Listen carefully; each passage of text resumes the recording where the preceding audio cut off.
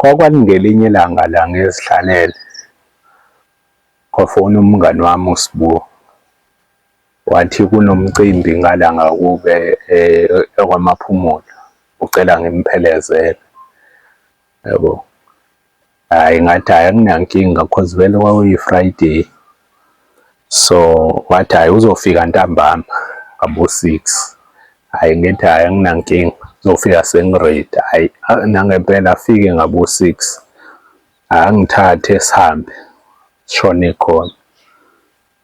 So okay, so sifike le naye samukelwe nje kahle sibuse kube mnandi. Kube yi-Saturday, kube yi-Saturday intambama. Kwakuka-anti wakhe laphaya uSibu, u-anti wakhe udadewabo wakhe. Hhayi sibuse-ke yathi hhayi sizohamba athi sohamba ngimbuza ukuthi Sibu manje kumele sihambe because kwase sekuwu-8, ngambuza kwawo-8 Saturday ngabo-8 ebusuku. Wathi hhayi khululeka sohamba nje mhlambe noma la ngabo-10, yabo. Hhayi no sihlale, hhayi sihlale kanje siqhubeke siphuze. Kuthi ngabo-10 sekuyoshaya u-11, hhayi ngiphinde ngimtshele ukuthi ndoda asambe, yabo. Hhayi athi hhayi kulungile, hhayi singene emotweni sihambe. Hhayi sihambe sathi uma sibheka la ngasoThongade, before nje sifike uThongade, sabona intombazane ephethe izikhwama imisa imoto. Sabuzana noSibu ukuthi hey, senze njani siyithathe le ntombazane noma? Ngathi mina asiqale siyibuze ukuthi iyaphi ngoba phela ilizwe alisekho right manje. Kungenzeka ukuthi mhlambe iplani yokuthi basayijele, yabo. Hhayi no sayibuza intombazane ukuthi iyaphi. Hhayi yasitshela ukuthi igama layo uMbali, yabo. Sitshela ukuthi uMbali eyakaKhumalo. Yathi iya Everelam. Sabuza ukuthi izikhwama lezi, yathi hhayi ixoshwe indoda yayo, baxabane nendoda yayo, behlala nendoda la uThongade. Manje ifuna u-lift we-Everelam.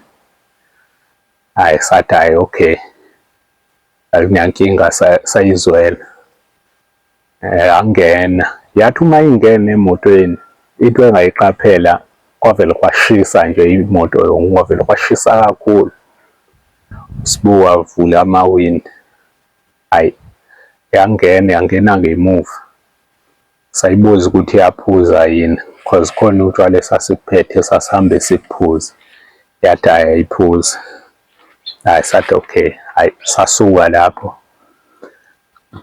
sangena oThongade egaraji. Sathela upetrol. Ngangasangena-ke mina ngemuva, ngangasangena ngaphambili, ngangena ngemuva ngoba yayihleli ngemuva because ngangibona ukuthi yindlela eThekwini, so ngangena ngemuva. Uma ngingena la ngemuva saxoxa nje naye, yabo. So saxoxa naye, yangitshela ukuthi hhayi bahlukene nendoda yayo, yabo. Hhayi-ke nami ngabe sengihlala phezu kodaba, hhayi ngayishayela, yavuma nje futhi.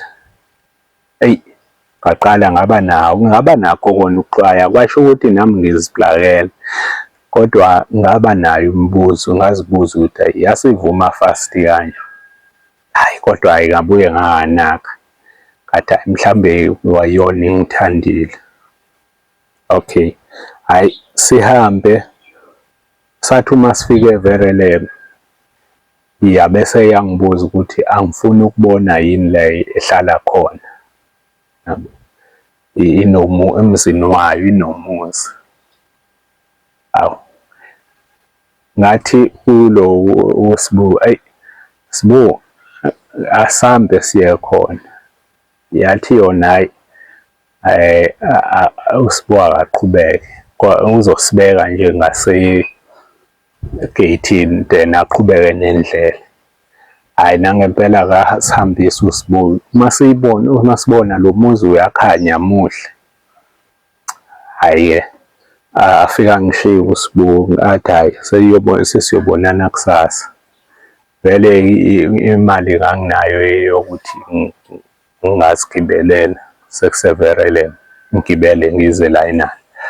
Hhayi-ke sehle-ke kulo muzi, singene kulo muzi lo muhle and sathi uma singena vele yangidonsa yangidonsela ekhoneni yangibamba ngokhisi. Hhayi abulane siyongena e-bedroom. Hhayi uma sifika e-bedroom hhayi-ke sikhumule-ke hhayi singene embhedeni hhayi kube njalo silale senze inkonzo yasekamereni sibese siyalala. Sathi uma silale vele senqunu sinjalo. Ngilale ngathi ngisalele nje ngezwe engazuthi ngivuswa yiyona sekuseni. Uma ngiphaphama hayi bo ngivuswa omunye ubaba owayeqhuba izinkomo. Kusho ukuthi wayeqhuba izinkomo, wayehambisa iy'nkomo emadlelweni. So ngivuswe yena athi hayi bo ndoda ulaleleni la. Uma ngiyabheka hayi bo ngilele phezu kwethuna. Ithuna leli libhalwe imbali enhle Khumalo. Uma ngiyabheka impahla zami naziya laphaya nginqunu ngilele phezu kwethuna. Uma ngibheka phambili la ngilimele. Hawu abesethi lo baba yini buphuze kakhulu yini. Hayi ngiqale ngisadidekile, umqondo usadidekile ngingamphenduli. Athi hhayi asambe angigqoke ngingalali kanje phezu kwethuna uzongibeka le ngasemgaqweni. Angibuze ukuthi ngiyaphi ngimtshele ukuthi hhayi ngiya eNanda. Yabo athi pho wenzekeni. Hhayi ngithi hhayi nami angazi ngoba ngisaba ukumchazela ukuthi wenzekeni. Singase sengisaba lapha ngase senginokuthuthumela sengibone ukuthi umuntu kusho ukuthi ulale nespoki. Ngithi hhayi angazi ukuthi kwenzekeni bengiphuzile. Hhayi athi hhayi okay angithathe lo baba angitshengise ukuthi nakhu-ke eVerulam angiphume la ngithi ngiye eVerulam. Uma ngifika lapha ngizofike ngithathe amatekisi, wathola amatekisi eza ngala eNanda. Hhayi ngihambe ngiyezwa kuhambeki kahle kubuhlungu phela la ngaphambili ngifuzukile. Hhayi no ngifike ematekisini ngigibele ngibuye. Uma ngifike endlini ngilale bese kukhala ifoni ukufona ulo uSibuka. Hhayi ngimtshele ukuthi hhayi ngithe mfethu abuze nihambe kanjani le ntombazane ebesinayo izolo. Eyi ngimchazele isitori ngithi mfethu uyibonile intombazane ebesinayo izolo ungishiye phi nayo. Asho uSibuka ukuthi hhayi bo ngikushiye emzini wayo nje la ethe ihlala khona wena uye wahamba nayo waye emzini wayo. Ngibone ukuthi hhayi mani pho kwenzekeni. Ngithi ndoda uyakhumbula ngalesi khathi ngena le ntombazane ngoba sikhulumanga ngalokho ngalesi khathi bekushisa kakhulu emotweni uma ingena. Athi ngike ngabona ngike ngezwa kushisa kakhulu emotweni. Ngithi mfethu ngithe ngiyaphaphama phela ngaphaphama ngilele phezu kwethuna. Hhayi uSibuka aqala ngangikholwa. Yabo hhayi ngihleke ngithi ngiyakutshela. Athi hhayi bo ngoba usuke nje nale ntombazane naye emzini wayo. Ngithi mfethu sengivuswa omunye ubaba obekhaphela iy'nkomo. Athi hhayi okay ngiyeza lapha. Hhayi afike ngimxoxele. ayangithatha athi asihambise eklinikhi, ngihambe ngiye eklinikhi then ngilashwa. Eyi, ngabona lapho ukuthi yabona lento yohamba ushela nje iy'nkinga.